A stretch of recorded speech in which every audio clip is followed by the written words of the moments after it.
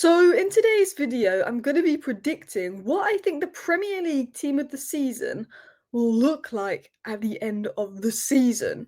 Now, some of the picks are quite obvious names, so I am also doing considerations and just shouting out players that I think will have good seasons. There's a couple players from smaller teams I think will have good seasons, but might just not make the Premier League team of the season because it is normally dominated by whoever finishes number one, number two, and number three. But I'm going to go through each position, have some honourable mentions, speak about some players I think will have good seasons, and pick my predicted team of the season. And maybe we'll react to this at the end of the season, and it could be a stinker, it could be accurate. I've gone very safe bet and goal with Raya.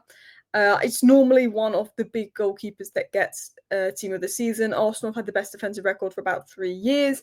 Alisson, I think, is the best keeper in the league, but sometimes struggles to stay fit.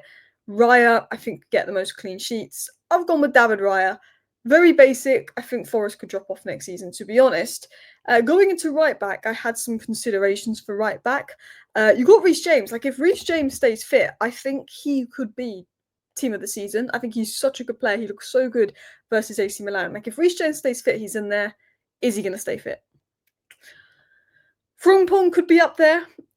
Just Conor Bradley rotation. Could he play higher up? Be interesting. Pedro Porro, I expect a big season for him under Thomas Frank. He can stay fit. He's got good output.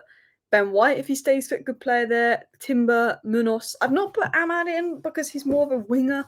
I don't know if he'd play right back all season. You could say the same about Frimpong, but Frimpong is more of an out-and-out right back compared to like an Ahmad, for example, who's going to be United's right wing back next season. So all my considerations, but I've actually gone with, because I think he will stay fit and everything, Pedro Porro.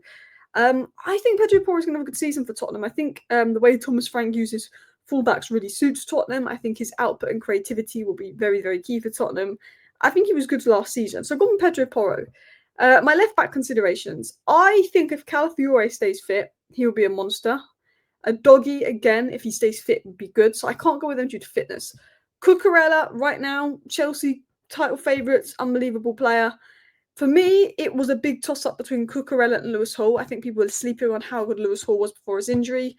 I think maybe Kirkers as well. Kirkers and Ain't Nora a new signing, so it's a bit more of a risk to pick them.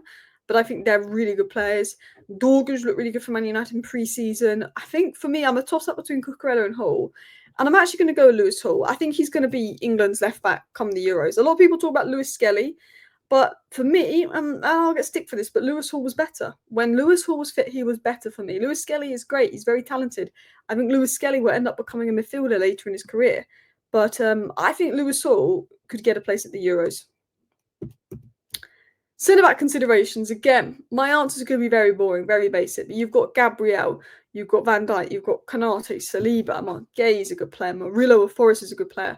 Lenny Yoro is mint. If you do not rate Lenny Yoro, it's either because you haven't watched Manchester United recently, which I don't blame you, but boring to watch, or you're going off that one clip of him and that one game versus Southampton where he got cooked.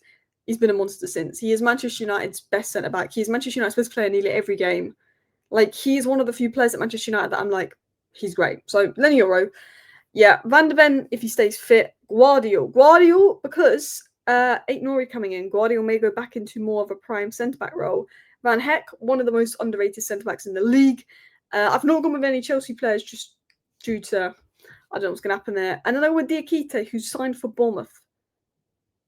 That's going to be a good signing. I think Bournemouth could be vulnerable defensively. But again, these are my considerations. These are just players I could see having a good season.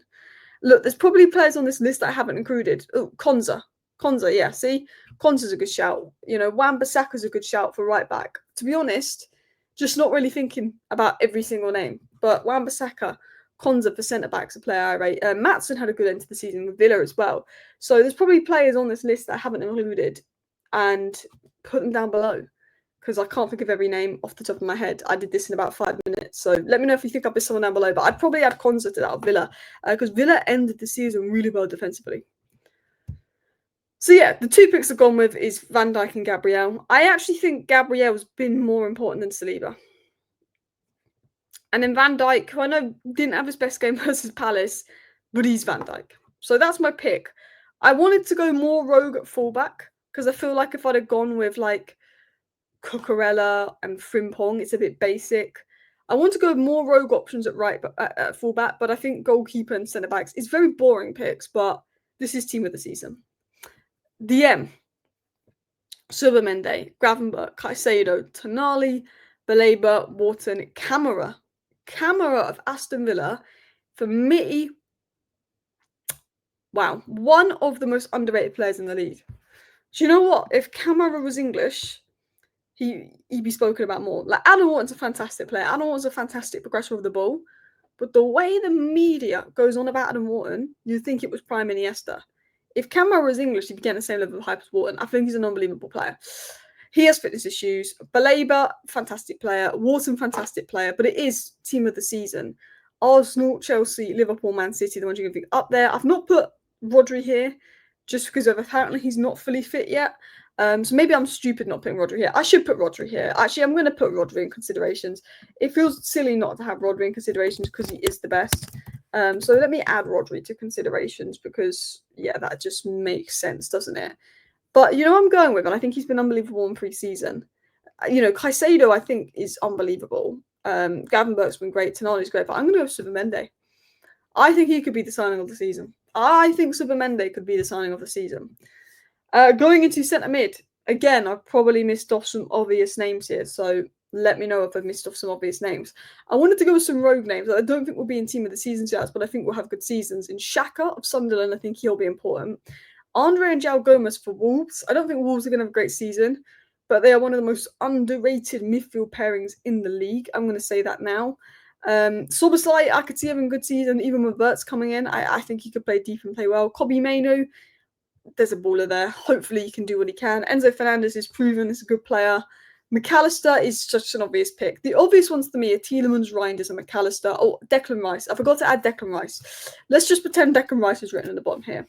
But I'm going to go with Reinders. He was impressive in the Club World Cup. He's been impressive in Manchester City's pre-season. Again, I wanted to put some new signings in here. I wanted to go with some obvious picks, some road picks. I've gone with Reinders because I don't want to make this like really boring of like, okay, Caicedo, like really obvious picks.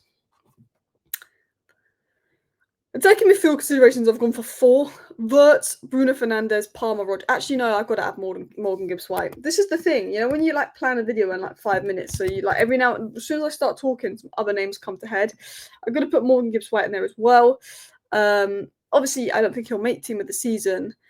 For me, the 3 it's between is Wirtz, Bruno Fernandes, Palmer. I thought about Cherky as well, but I don't know how many minutes he's going to get. Wirtz looks unbelievable. Bruno Fernandes is everything goes through him at Manchester United. Still in pre-season with the new signings, everything goes through Bruno. But Cole Palmer in that Club World Cup final, Cole Palmer with better players around him. The football Chelsea are playing right now, Cole Palmer in pre-season. I could be wrong about this. I think Cole Palmer's going to be it. I think Florian Wirtz is great. I think Bruno Fernandes is great. I think you could pick any 3 of Bruno, Wirtz, and Palmer. I'm going with Cole Palmer. I've gone with Cole Palmer. I'm going to do a Prem predictions video maybe Wednesday. Big things for him. Let's go into striker considerations. Isak, Ekitike, Haaland, Gyökeres, João Pedro. I just don't think anyone really comes close to them. You've got Watkins, good player, Mateta, good player, Chris Wood, Sesko coming in. The reason I haven't put Sesko in there is just Man United strikers. It hasn't gone well for a while. If Isak goes to Liverpool, it's Isak. If Isak goes to Liverpool, which I think he will, he's going to cook. Ekitike could cook, but I've gone with Isak. Haaland's a very safe bet. Gyökeres could cook, but I've gone with Isak. Right wing, I assume it will be Saka or Salah. Mbeumo and Ahmad, potentially see how they do. Neto's looked quite good recently. Marmoush could be there. Bowen, of course, is a good player. But realistically, Saka and Salah are quite clear when it comes to right wing. And I've gone with Salah. I don't know how you can't go with Salah after the season he had last year. People like try and write him off and think he's old or think he's finished, this and that. And every time people do, he just comes back and he just starts balling it out. That's Salah. My left wing considerations, I've gone with Njai, Gordon, Gakpo, Cunha, Doku, and Eze. I've got stocks in Doku for this season, not like literally, but he's one of those players that I think he's going to shine this season. Eze depends on his transfer. Cunha, again, risky with Man United attackers, isn't it? Gakpo, great player, probably best left winger in the league. Gordon, fantastic player, but I'm going with Njai. Iliman Njai. I'm predicting big things for Iliman Njai this season. I don't know. I feel like this is going to be his breakout season. I feel like he's going to be big. There's obviously players like Kudus you could have put in there. Obviously, he's more of a right winger. It'll be interesting to see if Tottenham signs Savinho, because that could change my stance. I think he would be really good for Tottenham. But I'll go with Njai. Let me know your thoughts down below. Let me know your predicted team of the season. I wanted to do like nominees as well because it's really difficult to pick, and I just didn't want to go like really obvious with like Verts, Palmer, Casado, midfield three. I wanted to, pick a few different ones, have a few options, and Jai's one of those that I feel like he could surprise people. Let me know your thoughts. Thank you for watching. Bye.